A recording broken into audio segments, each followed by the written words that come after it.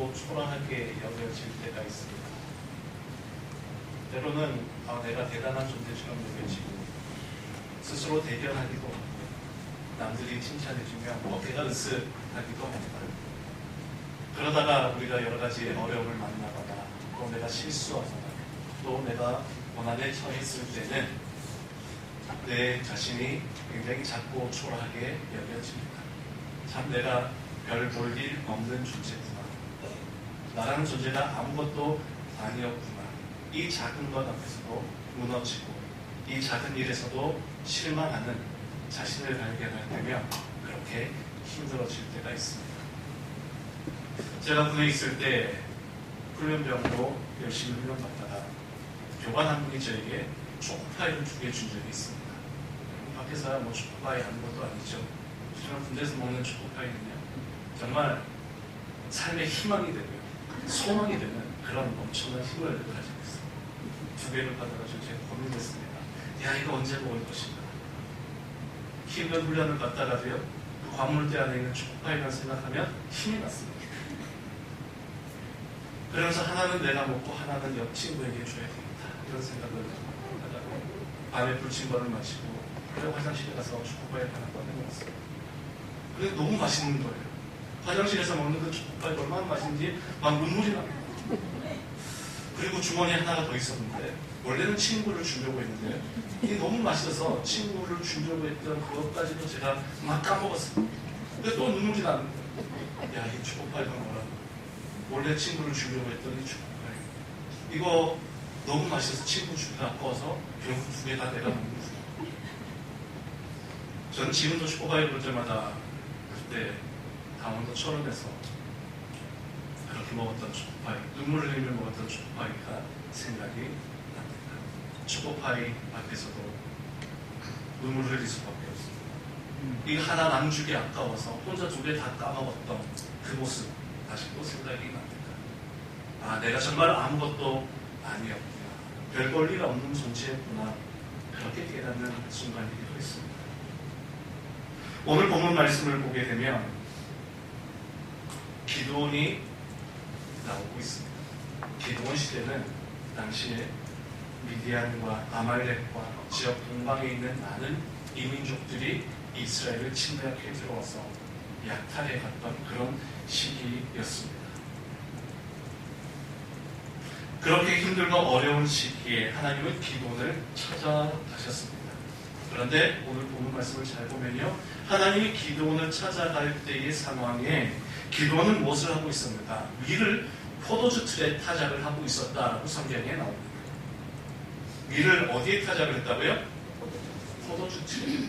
밀을 밀틀에 타작한 것이 아니라 포도주 틀에 타작을 했습니다. 당시에 밀틀은 굉장히 크고 명랑했다고 합니다. 밀틀을 돌리기 위해서는 소가 끌기도 했고요, 또 많은 연기도 나고 많은 소리도 났다고 합니다. 그래서 밀틀을 돌리게 되면 저 멀리서도 야, 저기 밀을 타작하고 있구나 라고 하는 것을 한 번에 알아차릴 수가 있었습니다. 그랬기에 밀틀을 돌려서 타작을 하게 되면 이방 민족들이, 미디안과 아말렉 족속들이 쳐들어와가지고 타작하고 있던 밀을 다 빼앗아 다 버렸다라고 그렇게 이야기합니다.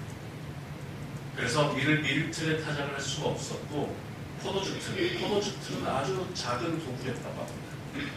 작은 도구에다가 밀을 넣어서 타작했습니다. 크기가 작기 때문에 겨우 한 사람 정도 먹을 수 있는 그 정도의 양만 타작할 수 있었다고 합니다. 기드온이 밀을 포도주 틀에 먹어서 그저 하루 나 혼자 한 끼 먹을 양을 겨우 수급해서 먹을 수 있는 그런 상황에 있을 때에 하나님이 기드온을 찾아왔던 것이죠. 기드온도 그저 평범한 사람이었습니다.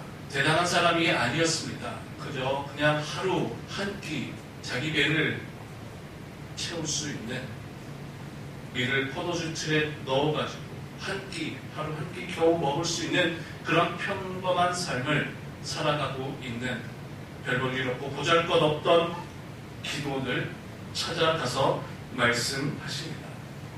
큰 용사여, 여호와께서 너와 함께 계시도다.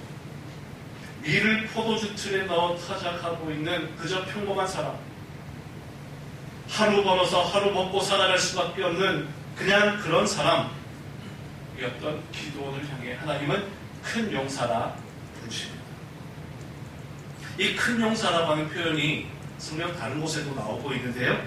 먼저 여호수아 1장 14절을 보게 되면 요단강을 건널 때에 언약궤를 맨 용사들, 제사장과 용사들을 향해서, 무장을 하고 있던 용사들을 향해서 큰 용사여 갑볼 하일이라고 하는 표현을 쓰고 있습니다. 가나안 땅을 처음 들어가기 위해서 준비하고 무장한 군사들, 얼마나 힘있고 용맹한 모습입니까?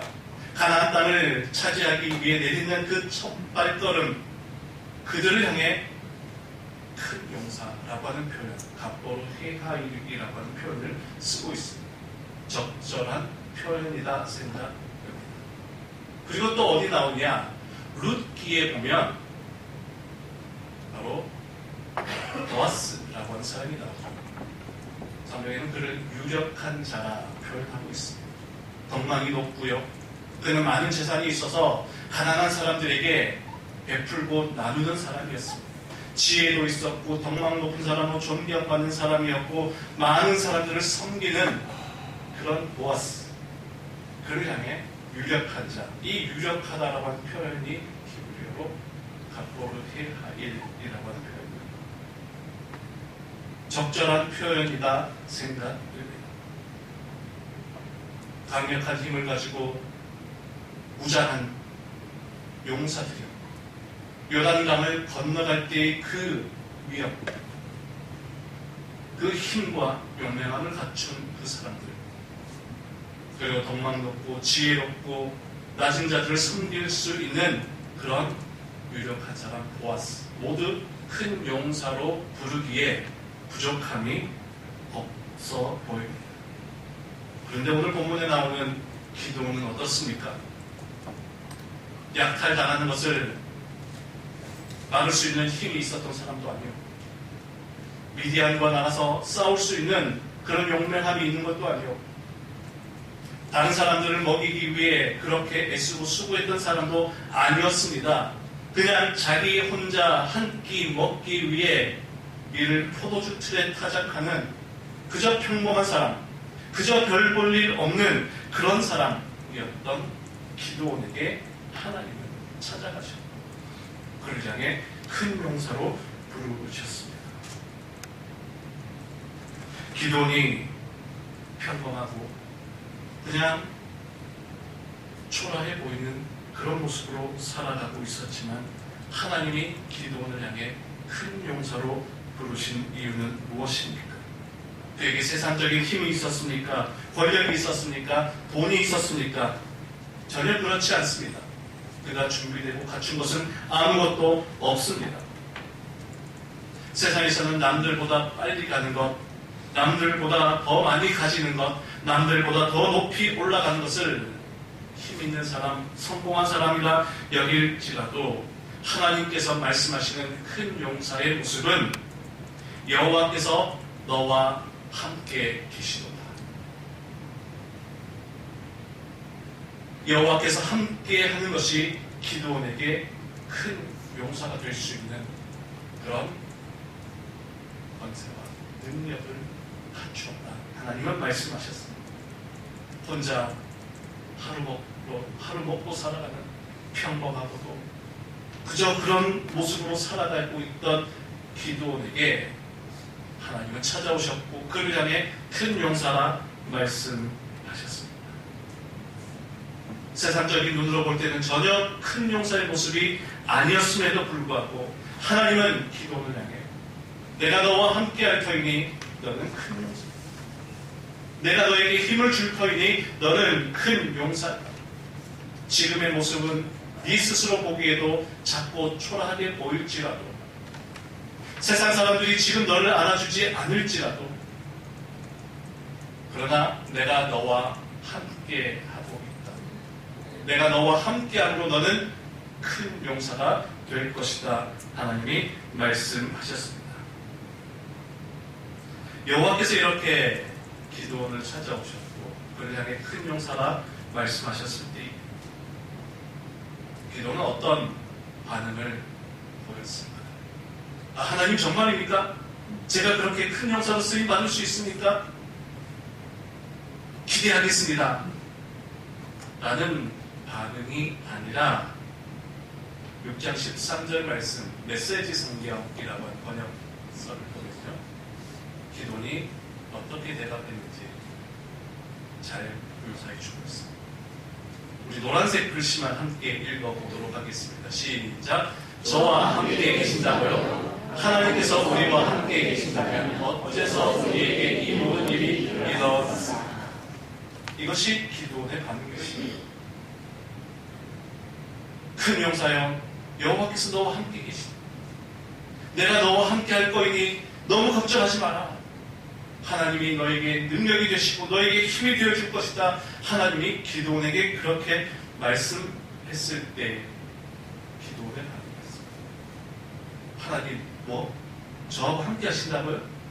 하나님이 함께 하신다면 어떻게 우리에게 이런 일들이 일어날 수가 있습니까?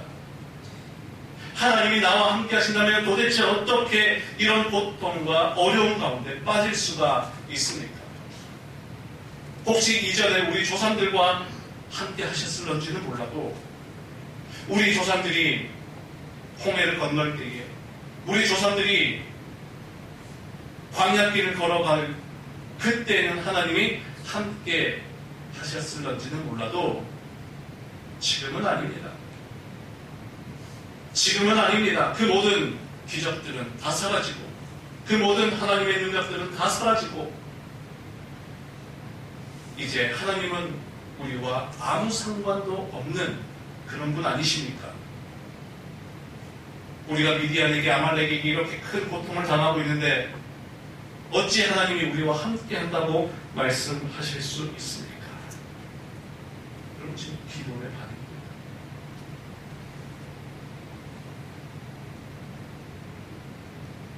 오늘 우리도 살아가면서요, 이런 마음이 들 때가 있습니다. 사실 여러분들 거룩한 성도 때문에 직접적으로 말은 안 할 수도 있어요. 그렇지만 우리 마음 속에는 기드온이 품었던 이런 마음의 원망, 분노, 의심들이 우리 안에 언제든지 찾아들 수 있다는 것이죠. 하나님이 저와 함께 하신다고요? 하나님이 우리와 함께 한다면, 하나님이 나와 함께 한다면 왜 내가 지금 여기 이렇게 있습니까? 하나님이 나와 함께 한다면 왜 내가 이런 실패와 고난과 고통 가운데 빠지게 되었습니까? 예전에는 하나님이 우리와 함께 하셨을런지는 몰라도 지금은 아닌 것 같습니다. 저 잘나가는 사람들, 저 성공한 사람들, 저들과는 하나님이 함께 하셨을런지 몰라도 저는 아닌 것 같습니다. 이제 저는 하나님과 아무 상관없는 그런 사람인 것 같습니다. 우리도 실패에 대해서, 고난 앞에서, 좌절 앞에서 이런 분노와 원망의 마음을 품고 살아갈 때가 있다는 것이죠. 기도원이 지금 이런 분노와 원망으로 가득 차 있을 때에 하나님은 계속해서 말씀하십니다. 14절 말씀을 보시게 되면 너는 가서 너에게 있는 그 힘으로 이스라엘을 미디안에서 구원하라. 너에게 있는 그 힘으로. 기도는 자신이 가진 모든 힘과 능력을 상실했다고 생각합니다. 이스라엘 민족이 미디안과 아말렉의 그 억압 앞에서 모든 힘과 능력을 상실했다고 생각합니다. 그러나 하나님은 말씀하십니다. 너에게 있는 그 힘으로, 너에게는 아직 힘이 남아있다. 너에게는 아직 그 능력이 남아있다. 너에게 남아있는 힘과 능력이 무엇입니까? 바로 하나님과 함께하는 힘이며 하나님과 함께하는 그 믿음이 너에게 남아있는 능력이라는 말씀입니다.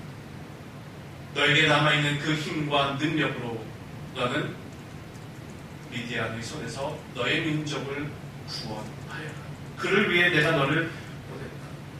15절 말씀 읽어보시겠습니다. 기도니 그분께 아뢰. 주님, 제가 말입니까? 주님, 제가 말입니까? 바로 안에는 아마 그런 의미가 있었을 겁니다. 바로 해가지고 말도 안 되는 소리 좀 그만하십시오. 아마 기도의 마음속에 그런 마음이 담겨져 있었을 겁니다. 주님, 제가 말입니까? 말도 안 되는 소리 좀 그만하십시오. 제가 어떻게 미디안의 손에서 이스라엘을 건져낼 수 있습니까? 주님, 말도 안 되는 소리 좀 그만하십시오. 저에게 남아있는 힘과 능력이 어디 있습니까? 저는 안 됩니다. 저는 못합니다. 아무것도 없습니다. 보십시오. 저희 집안은 므낫세 중에 가장 약하고 저는 형제들 중에서도 지극히 보잘것없는 자입니다. 우리 집안은 별 볼 일 없는 집안입니다. 백도 없고 힘도 없고 아무것도 가진 것 없는 그런 집안입니다. 그런 집안에서도 특히 저는 가장 보잘것없는 사람 아닙니까? 그런데 내가 어떻게 그 일을 할 수 있습니까? 주님, 제가 말입니까? 주님, 제가 말입니까? 하나님 앞에 의심과 분노의 마음을 가지고 반문하고 있는 기도의 모습. 오늘도 우리에게 하나님께서 은혜 주시고 복을 주시지만 우리는 그 복과 은혜를 깨닫지 못한지, 우리 안에 여전히 남아있는 아픔과 상처로, 분노와 원망으로 인해 하나님을 믿지 못할 때가 많이 있습니다. 하나님, 우리에게 사명을 주시지만 하나님, 제가 말입니까? 제가 어떻게 그 일을 합니까? 제가 무엇으로 그 일을 할 수 있습니까? 내가 얼마나 연약한지, 내가 얼마나 작은지, 내가 얼마나 초라한지 하나님 잘 알고 계시지 않습니까? 이렇게 따지듯 하나님 앞에 계속해서 불평하고 있는 기도입니다. 그러자 하나님은 어떻게 말씀하십니까? 우리 16절 말씀 함께 있습니다. 하나님께서 그에게 말씀하셨다. 내가 너와 함께할 것이다. 나를 믿어라. 내가 마치 한 사람을 물리치듯이 미디안을 물리칠 것이다. 아멘. 내가 너와 함께할 것이다. 나를 믿어라. 하나님, 저는 아무것도 아닙니다. 우리 집안은 아무런 힘도 능력도 빽도 없습니다. 아무런 힘도 없습니다. 주님, 제가 말입니까? 라고 반문했던 기드온에게 끝까지 말씀하십니다. 내가 너와 함께할 것이다. 나를 믿어라. 나를 믿어라. 네 힘으로 하는 것이 아니라 내 능력으로, 나의 힘으로 하게 할 것이니 나를 믿어라. 오늘 우리를 향한 하나님의 말씀인 줄 믿습니다. 하나님, 제가 어떻게 합니까? 저는 아무것도 아닙니다. 할 수 없습니다. 앞이 캄캄합니다. 내 주변에도 보면 온통 미디안과 아말렉이 가득합니다. 저 문제들, 저 고난과 어려움들 나는 결코 할 수 없습니다. 그런 실망과 좌절과 원망과 분노가 찾아올 때 우리 주님 말씀하십니다. 내가 너와 함께 할 것이다. 나를 믿어라. 나를 믿어라. 우리와 함께 하신 하나님을 믿으며 주님만 바라보시는 우리 모든 사신교회 성도들 되시기를 간절히 축복합니다. 아멘. 이렇게 하나님께서는 계속해서 기드온에게 힘과 용기를 더하여 주셨습니다. 분노와 원망, 하나님께도 따지듯 하나님, 우리와 함께 하신다면 어찌 이런 일이 있을 수 있습니까? 우리 조상들과는 함께 했을지 몰라도 지금은 우리는 하나님과 상관없는 것 같습니다. 하나님이 우리 버리신 거 아닙니까? 그렇게 쏘아붙였던 기도를 향해 하나님께서는 끝까지 아니다. 내가 너와 함께 할 것이다. 나를 믿어라. 말씀하며 힘과 용기를 더하여 주십니다. 그러면서 하나님이 기드온에게 주신 첫 번째 사명, 그것은 바로 집안에 있는 우상을 제거하는 일이었습니다. 기드온의 집안에 그 아버지가 하고 있는 바알 제단, 아버지 요아스라고 하는 사람인데요. 이 아버지가 우상을 만들어 놓고 집안에 바알과 아세라 신상을 만들어 놓고 그것으로 돈을 벌었던 사람입니다. 요아스 이름의 뜻은 여호와께서 도우신다라고 하는 의미의 이름입니다. 얼마나 이름이 좋습니까? 기도원 아버지의 이름 요아스. 여호와께서 도우신다 라고 하는 이름을 가진 이 요아스가 자기 집안에다가요 바알과 아세라 신전을 만들어 놓고 사람들이 그 앞에 와서 절을 하고 제물을 바치고 그것으로 수입을 얻어 먹고 살아갔던 사람입니다. 그 대상은 누구였느냐? 또한 이스라엘 사람들이었습니다. 놀랍지 않습니까? 기가 찬 노릇입니다. 여호와께서 도우신다. 우리말로 하면 기독교식 이름, 뭐 요한이, 은혜, 시온이 이런 이름들이 있지 않습니까? 이런 이름들이 저기 뭐 절에 가가지고 막 등에 달려 있는 거예요. 얼마나 난감합니까? 절에 가서 등을 달아놓고 봤는데 무슨 요한 달아놓는 사람도 어이가 없고 그걸 쓰는 그 절의 스님들도 얼마나 기가 찼겠습니까? 야, 이런 사람도 달아놓는. 제가 실제적으로 군대 갔을 때요 요한이라는 사람을 만났습니다. 당연히 군대에서 요한이라는 사람을 보니까 교회 다니는 줄 알았죠. 아, 교회 다니냐고 어느 교회 다니냐? 나도 교회 다닌다고 군대 갔다. 자기는 교회 안 다니는데 옛날에는 교회를 다녔는데 부모님 때문에 교회를 다녔는데 종교의 자유를 부르짖으며 교회를 안 다니는 교회를 끊었다 그렇게 말합니다. 학생들이 이제 학원 안 갈 때 학원을 끊었다 그렇게 말하거든요. 교회도 끊었다. 이제 교회 안 간다. 교회 끊었다. 제가 그래서 한마디 했습니다. 야, 이름을 바꾸든지 삶을 바꾸든지 그렇게 해라. 요한이라는 이름을 가지고 교회를 안 간다고 당당하게 말하는 그 모습이 너무 놀라서 이름을 바꾸든지 삶을 바꾸든지.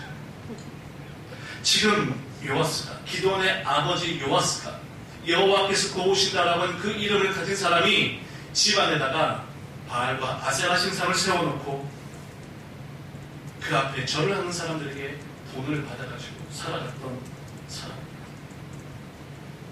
그래서 하나님은 기도원에게 너희 집안에 있는 바알과 아세라를 다 없애라. 하나님 그렇게 말씀하십니다.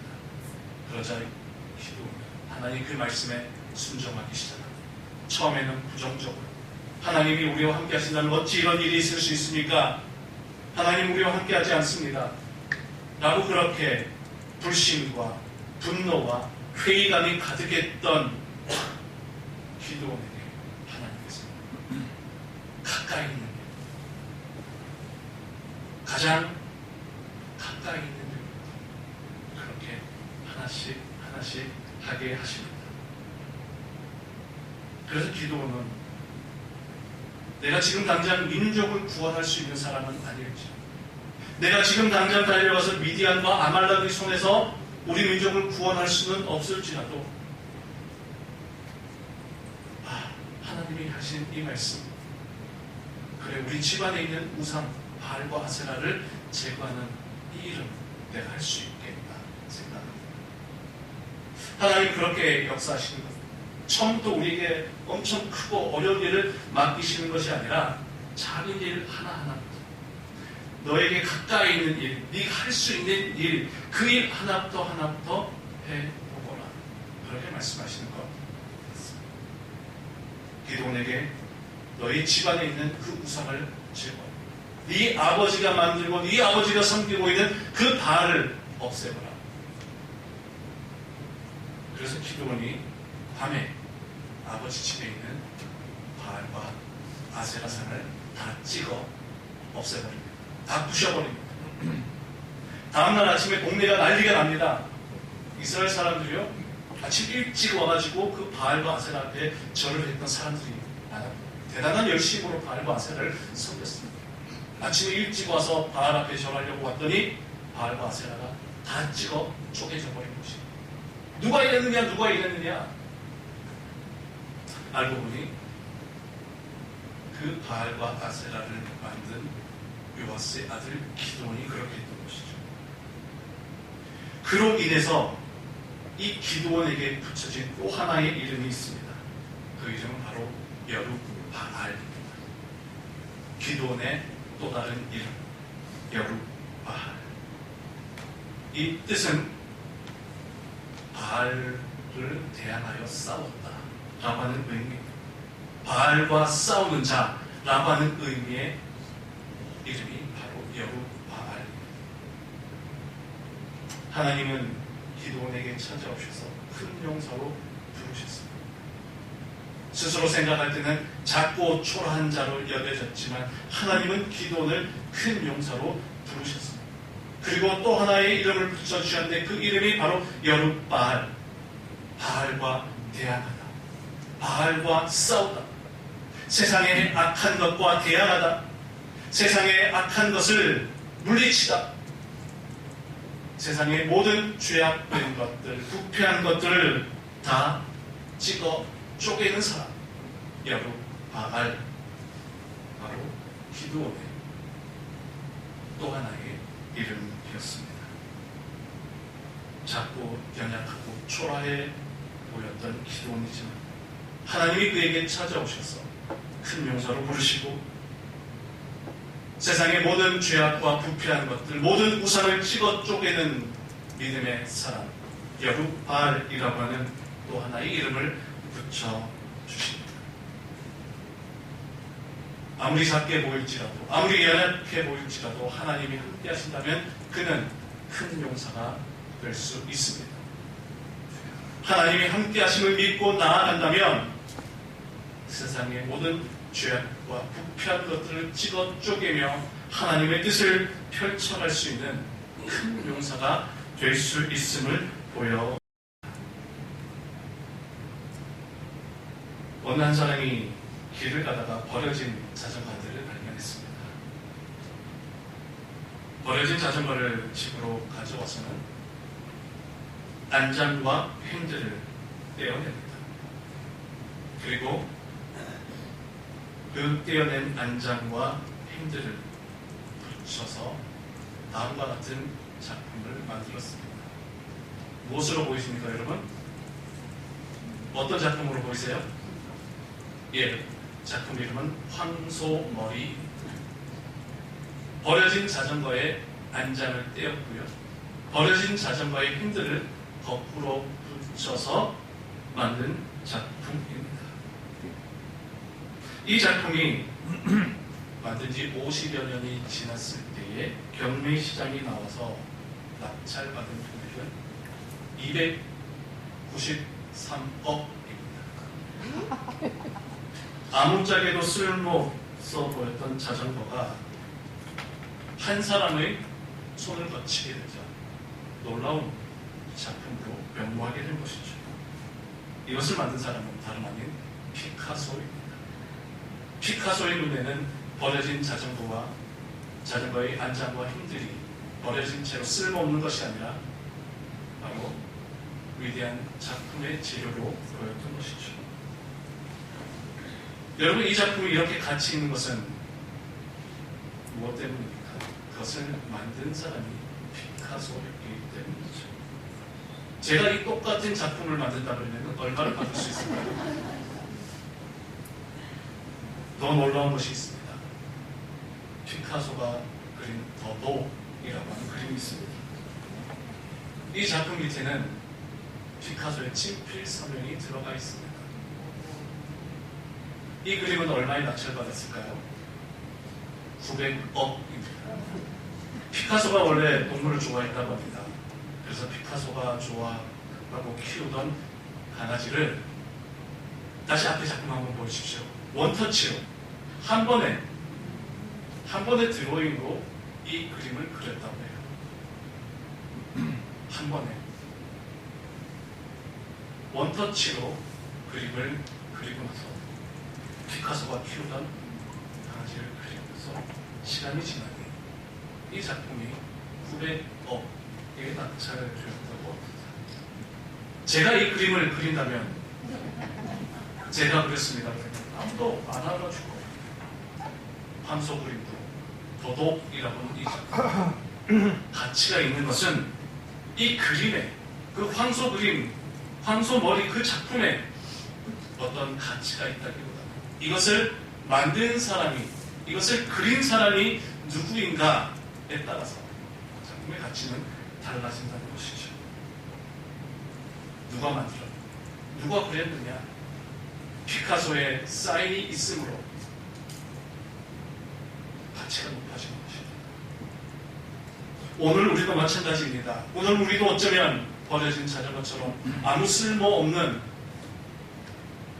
그런 존재로 여겨질 수도 있습니다. 아무 가치 없는 모습으로 그렇게 살아가는 것처럼 보여질 수도 있습니다. 그러나 버려진 자전거를 가져와서 안장을 떼어내고 핸들을 떼어넣고 그것을 작품으로 만들었습니다. 피카소의 손을 거쳤을 때에 위대한 작품으로 승화되듯이 버려지고 미천해 보이는 우리의 인생도 하나님의 손을 거친다면 우리의 삶 놀라운 작품, 하나님의 놀라운 은혜와 가치로 우리의 삶은 달라질 것입니다. 미디안 아말렉에 의해서 짓밟히고 짓밟혔던 이스라엘 백성들, 그리고 분노와 회의감으로 가득했던 기도원의 마음, 하나님이 다가가셔도 하나님이 말씀하셔도 듣지 않았던 기도. 그러나 내가 너와 함께하고 있다, 내가 너에게 힘을 줄 것이다 지속적으로 말씀하시게 되자 기도원의 문이 조금씩 열려지게 되고 결국 그는 그 가정을 구원해내고 민족을 구원해내는 그런 놀라운 하나님의 사람이 되었습니다. 오늘 우리도 아무것도 아닌 것처럼 여겨지고 보잘것없는 그런 모습으로 서 있는 나의 인생일지라도 하나님 우리에게 다가오셔서 너는 별 볼 일 없는 존재야, 너는 아무것도 아니야 라고 말씀하시는 것이 아니라 너는 큰 용사란다, 내가 너와 함께하고 있는 너는 큰 용사란다, 세상의 모든 죄악과 부패한 것들을 제거하고 하나님의 거룩함을 회복할 여룻바알, 내가 너를 통해 그 역사를 이루어갈 것이다 말씀하고 계심을 기억하며 오늘 우리를 큰 용사로 부르시는 하나님 앞에 믿음으로 감사함으로 기대감으로 나아가시는 여러분 모두 되시기를 간절히 축원합니다. 아멘. 기도하겠습니다. 살아계신 하나님 아버지, 별볼 일 없고 연약하고 부족했던 기도원에게 찾아가셔서 큰 용사로 부르시며 내가 너와 함께 한다 말씀하셨던 그 하나님의 음성을 따라 하나님 앞에 귀하게 쓰임받았던 기도원처럼 오늘 우리의 삶도 별볼 일 없고 부족한 모습일지라도 우리는 큰 용사로 부르시는 하나님의 부르심에 응답하며 하나님의 거룩함과 하나님의 뜻을 이루어가는 우리의 삶이 될 수 있도록 인도하여 주옵소서. 예수님 거룩하신 이름으로 기도하옵나이다. 아멘. 499장 함께 부르시겠습니다. 그